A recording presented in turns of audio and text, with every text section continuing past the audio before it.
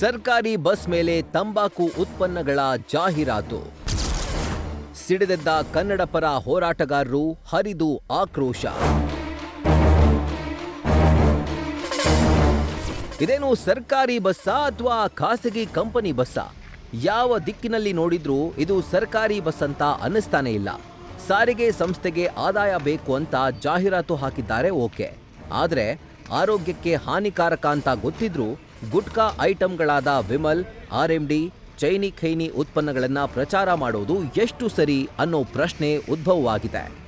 ಇದೇ ಕಾರಣಕ್ಕೆ ರಾಜ್ಯಾದ್ಯಂತ ಜನ ರೊಚ್ಚಿಗೆದ್ದಿದ್ದು ಸರ್ಕಾರಿ ಬಸ್ಗಳ ಮೇಲೆ ಹಾಕಿರೋ ಜಾಹೀರಾತುಗಳನ್ನು ಕಿತ್ತೆಸಿತಾ ಇದ್ದಾರೆ.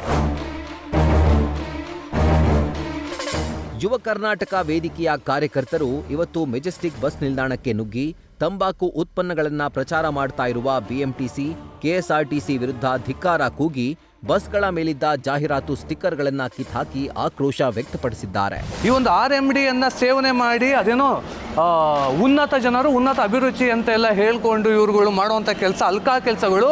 ಹಣದ ಕಾಸು ಕೊಟ್ಟರೆ ಏನು ಬೇಕಾದರೂ ಮಾಡೋದಕ್ಕೆ ರೆಡಿ ಇರ್ತಕ್ಕಂಥ ಒಂದು ಸಾರಿಗೆ ಇಲಾಖೆ ಮತ್ತು ಒಂದು BMTC ನಾಚಿಕೆ ಆಗಬೇಕು ನಿಜವಾಗ್ಲೂ ಕೂಡ. ಇಡೀ ಕರ್ನಾಟಕದಾದ್ಯಂತ ಯುವಕರು ರೊಚ್ಚಿಗೆದ್ದಿದ್ದಾರೆ.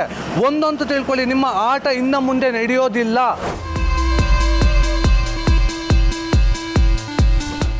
ವಿಮಲ್, RMD, ಚೈನಿ ಖೈನಿ ಸೇವನೆಯಿಂದ ನಗರದ ಸ್ವಚ್ಛತೆ ಹಾಳಾಗ್ತಾ ಇದೆ ಎನ್ನುವ ಆಕ್ರೋಶವೂ ವ್ಯಕ್ತವಾಗ್ತಿದೆ.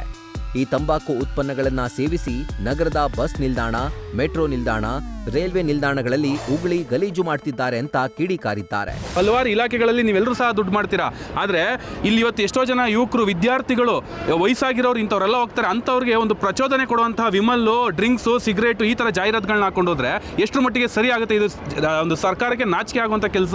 ಅದ್ರ ಜೊತೆಗೇನೆ ಏನಿವತ್ತು ನಾವು ಇನ್ನು ಪಬ್ಲಿಕಲ್ಲಿ ಸಿಗರೇಟ್ ಸೇದಿದ್ರೆ ಒಂದು $200 ಫೈನ್ ಹಾಕ್ತಾರೆ. ಅದೇ ನೀವು ಆ ಅಡ್ವರ್ಟೈಸ್ಮೆಂಟ್ಗಳನ್ನ ನಿಮ್ಮ ಬಸ್ಗಳ ಮೇಲೆ ದೊಡ್ಡ ಪ್ರೊಜೆಕ್ಟ್ ಮಾಡ್ಕೊಂಡು ಹೋಗ್ಬೋದು. ಅದಕ್ಕೆ ನಿಮಗೆ ಎಷ್ಟು ಫೈನ್ ಹಾಕಬೇಕು?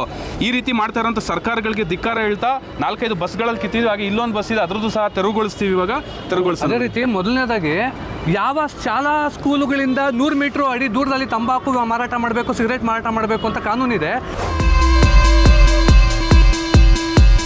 ಸಾರಿಗೆ ಸಂಸ್ಥೆಗೆ ದುಡ್ಡು ಬೇಕು, ಅದಕ್ಕೆ ಜಾಹೀರಾತು ಕೊಡುವ ನಿಯಮವೂ ಇದೆ. ಆದರೆ ಅದಕ್ಕೊಂದು ರೀತಿ ನೀತಿ ಬೇಡವಾ ಅನ್ನೋದು ಜನಸಾಮಾನ್ಯರ ಮಾತು. ಎನಿವೆ, ದಿನೇ ಜಾಹೀರಾತು ವಿಚಾರದಲ್ಲಿ ಜನ ರೊಚ್ಚಿಗೆ ಹೇಳ್ತಿದ್ದಾರೆ. ಹಾಗಾಗಿ ಈ ವಿಚಾರದಲ್ಲಿ ಸರ್ಕಾರ ಏನ್ ತೀರ್ಮಾನ ಮಾಡುತ್ತೋ ಕಾದ್ ನೋಡಬೇಕಿದೆ. Bharat Krishnappa, news first, Bengaluru.